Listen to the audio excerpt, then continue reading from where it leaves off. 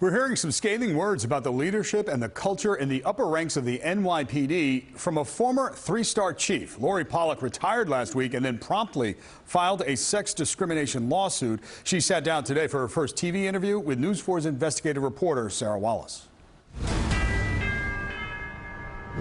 What does New York City look like going into 2019? She was in a seemingly powerful position in the NYPD. As a three-star chief in charge of crime control strategies, 56-year-old Lori Pollock often appeared front and center with the mayor and police brass.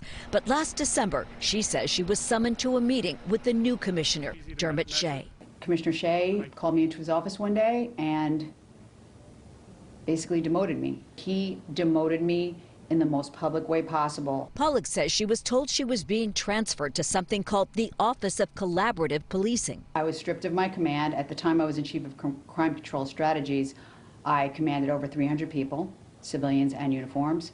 When I moved to Chief of Collaborative Policing, I had 5 people, no command. The veteran officer says she'd hoped to be considered for Chief of Detectives, a job which went to Rodney Harrison. I had been interviewed.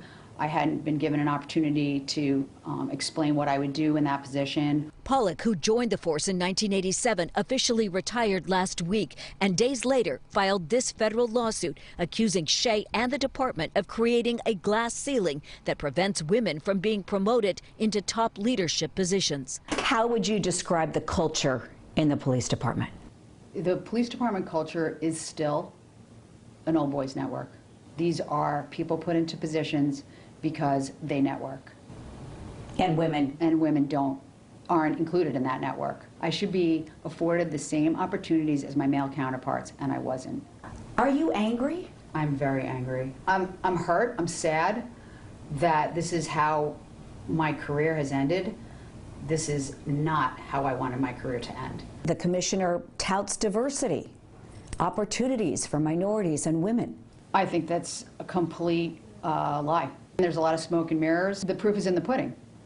Look at how I was treated. She says she hopes her lawsuit will force a change in the culture. It's my turn to move the ball down the field. If I don't say something, the same thing is going to happen to the next women that come in behind me. I would really regret if I just walked away without saying something. Pollock's legal team says they will ask to depose Commissioner Shea.